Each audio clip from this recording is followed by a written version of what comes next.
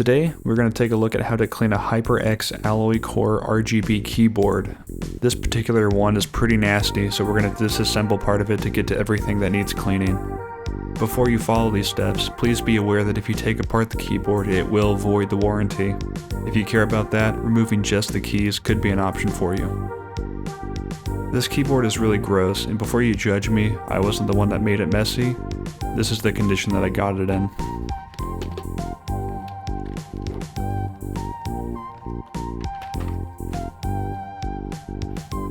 Here, you can see the model name of the keyboard.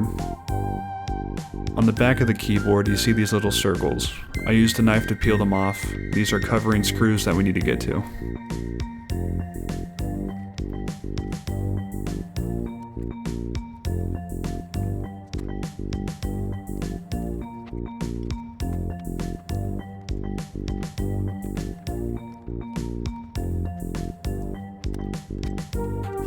And here, I am unscrewing all the screws that were beneath the circles.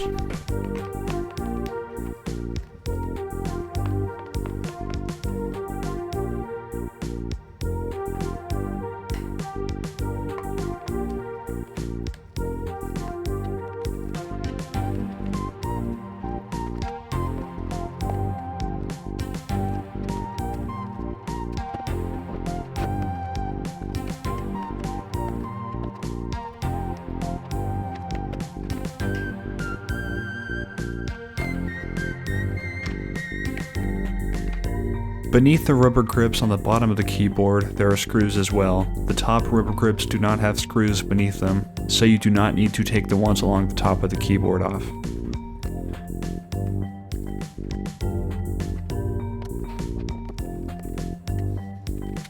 Now I started to pry the keyboard to see if I could get it apart, but it was still giving some resistance. I figured there may be some kind of screw on the key bed on the front, so I started to remove the keys. I used a guitar pick and my fingers for removing the keys, but it would probably be best if you used a key puller tool to avoid damage to the keys and keyboard.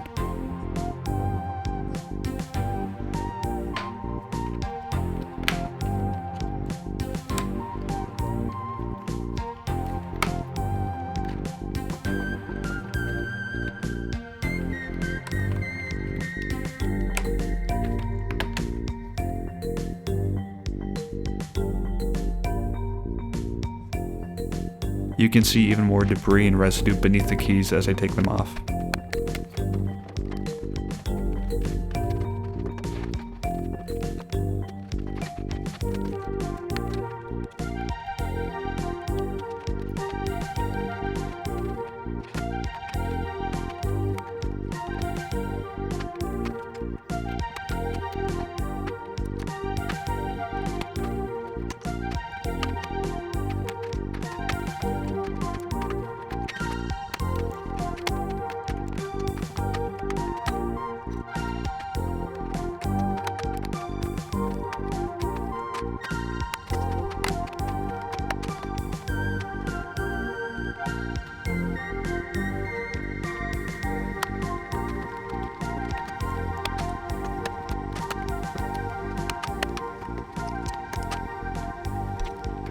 Unfortunately, I did not see any screws on the front, so I flipped the keyboard around and peeled the label off.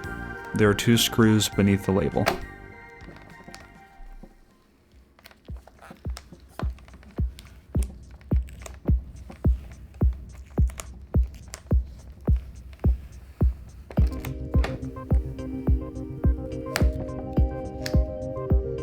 And there goes the warranty.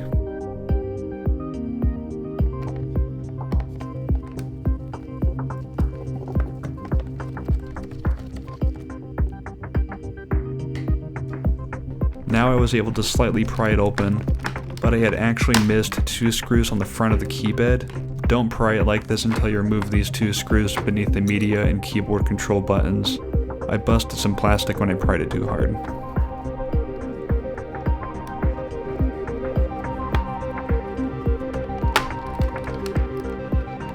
After that is done, it should pop off with a little bit of prying.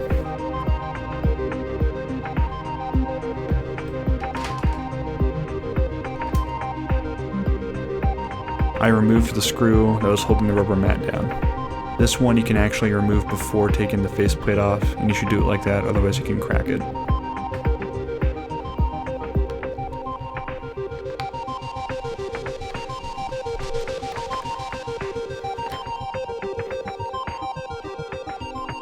At this point, I did not go any further in taking apart the keyboard. The rest of it was pretty clean. The faceplate has a number of these screws. I removed these to get to everything.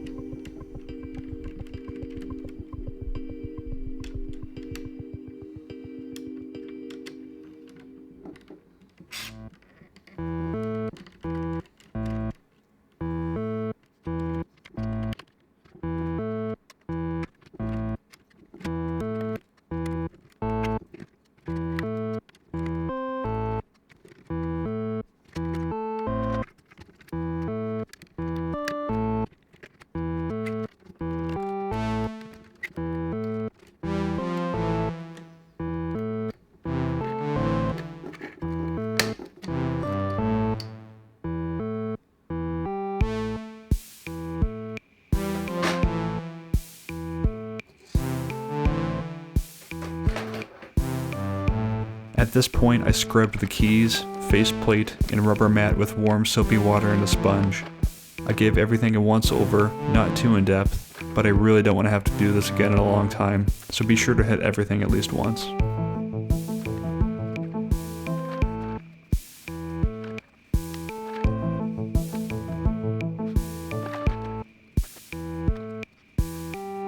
After scrubbing with soapy water, I rinsed and set the pieces to dry.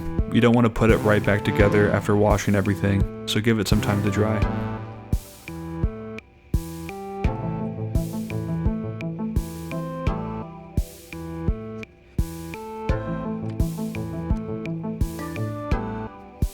Now for reassembling the pieces, I would show you how I did it, but honestly I sat down to put it back together the next day, and I forgot how I took it apart in the first place, so I wound up just watching the videos I recorded and was able to get it back together again. So as long as you keep track of which screws you used where, don't force anything too hard when reassembling the keyboard, and things should snap together alright. For the rubber grips that we removed early on, I used a glue stick to apply a little bit of adhesive to the bottom of the grips and then put them back on. Here's a quick look at the keyboard post-cleaning. It's not perfect, but it is far better than what it was before.